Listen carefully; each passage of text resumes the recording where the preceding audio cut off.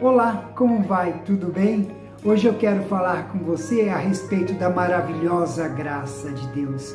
A Bíblia é repleta de belas passagens e esta é uma delas. Maravilhosa graça que nos concede bênçãos espirituais em Cristo Jesus. Fomos adotados por Deus como seus filhos, fomos predestinados para Ele. Pertencemos a Deus, fomos comprados e resgatados por um alto preço, pelo sangue de Cristo derramado na cruz.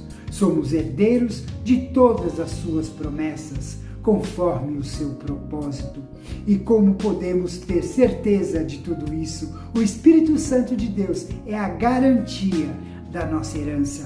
Bendito o Deus e Pai de nosso Senhor Jesus Cristo, que nos tem abençoado com toda sorte de bênçãos espirituais nas regiões celestiais em Cristo. Assim como nos escolheu nele antes da fundação do mundo, para sermos santos e irrepreensíveis perante ele, e em amor nos predestinou para ele, para a adoção de filhos, por meio de Jesus Cristo, segundo o beneplácito de sua vontade, para louvor da glória de sua graça, que ele nos concedeu gratuitamente no amado, no qual temos a redenção pelo seu sangue, a remissão dos pecados, segundo a riqueza da sua graça, que Deus derramou abundantemente sobre nós em toda a sabedoria e prudência, desvendando-nos o mistério da sua vontade.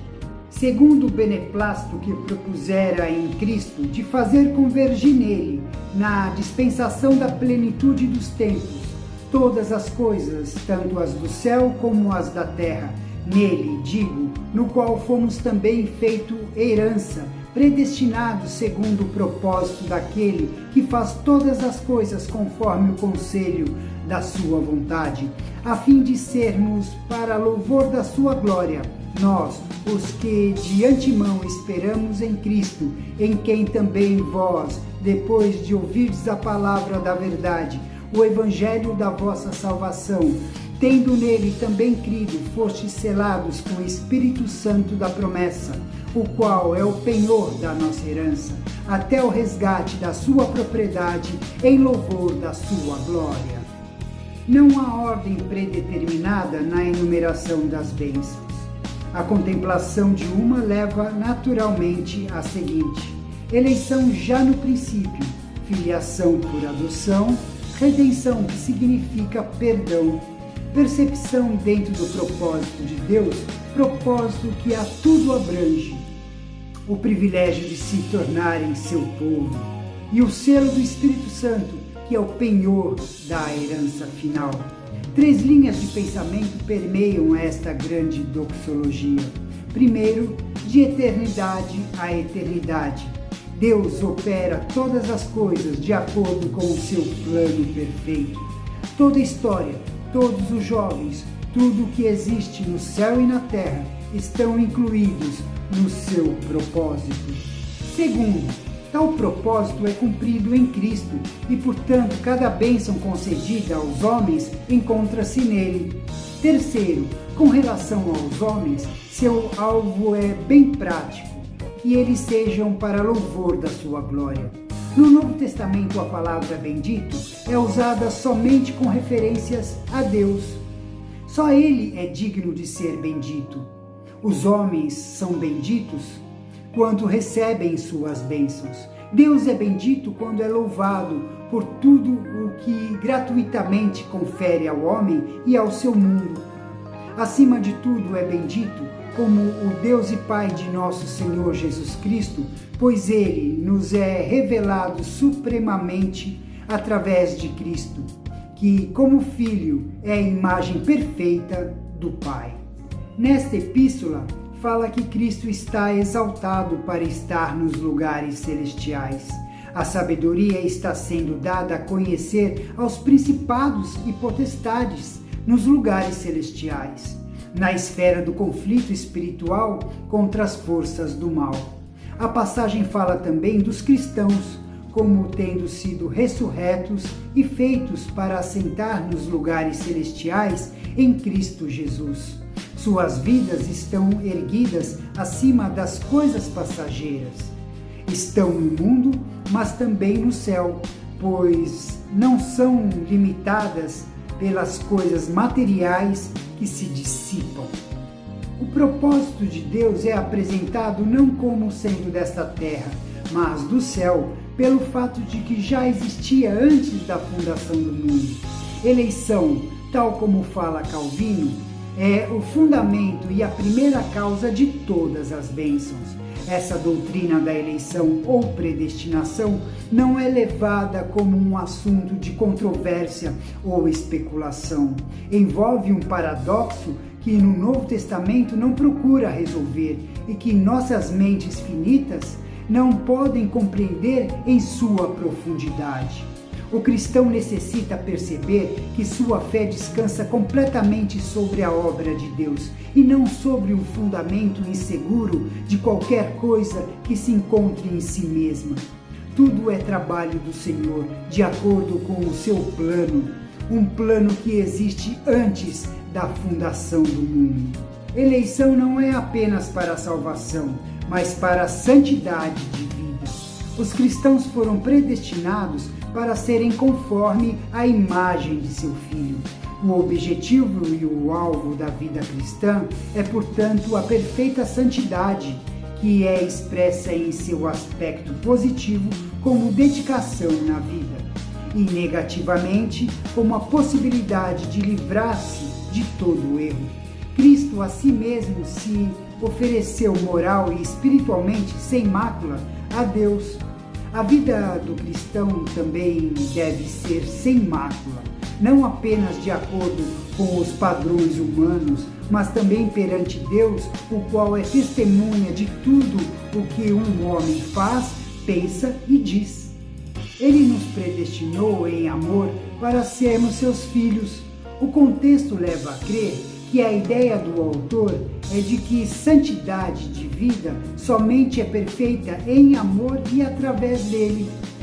Predestinação significa literalmente marcados de antemão. É apenas uma outra palavra que expressa o fato de que o plano de Deus para o seu povo vem desde a eternidade. Tal plano é o ato divino de adoção de filhos por meio de Jesus Cristo. Os homens foram criados para viverem em comunhão com Deus como filhos com o seu Pai.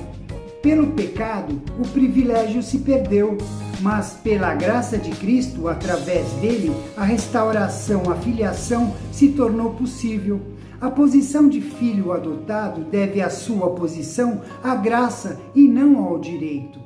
E ainda mais, é trazido ao seio da família, passando a ter os mesmos privilégios e deveres de um filho legítimo.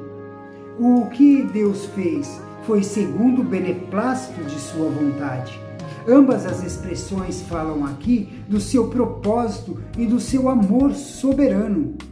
A glória de Deus é a manifestação de sua própria natureza e a graça é a sua suprema auto-manifestação. Aqueles que são recebidos em Cristo como filhos devem demonstrar a natureza da graça do Pai e dessa maneira glorificá-lo. Graça que Ele nos concedeu gratuitamente no amado. A graça com a qual Ele nos fez graciosos. Crisóstomo diz que a graça é como se tomássemos um leproso e o transformasse em um jovem radiante. Mas, de acordo com o contexto, significa mais, por favor com o qual Ele nos tem favorecido, ou ainda graça, que Ele nos concedeu gratuitamente no amado.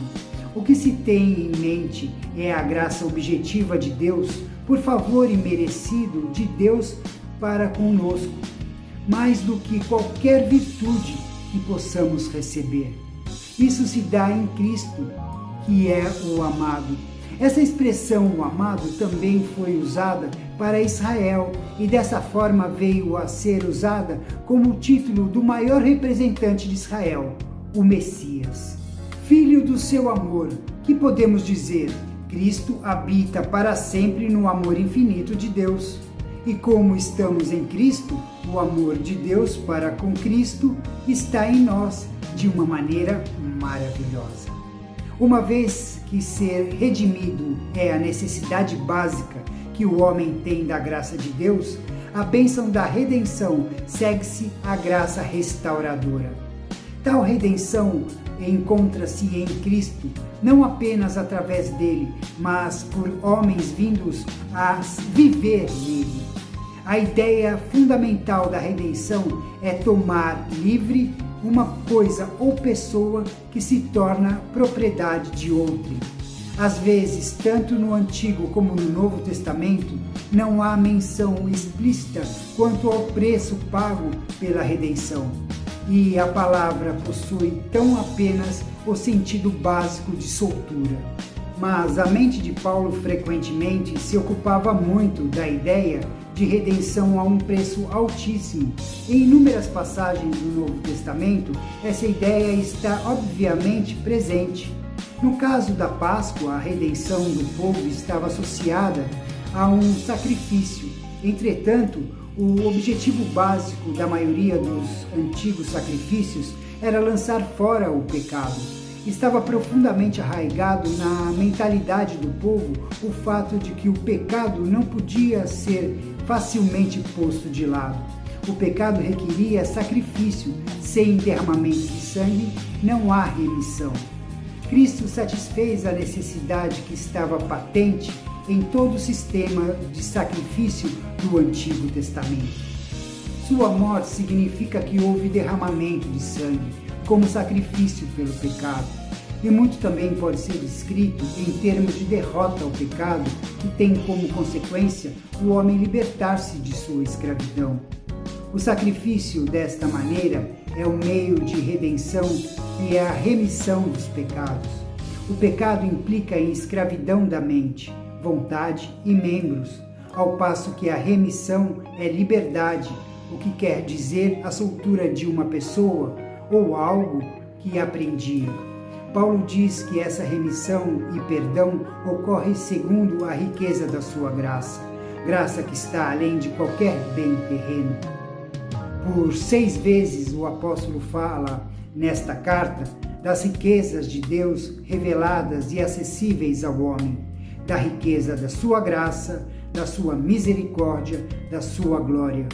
Deus não só compartilha conosco a sua riqueza, mas nos dá segundo a medida que Ele tem como necessária. A maravilhosa graça de Deus.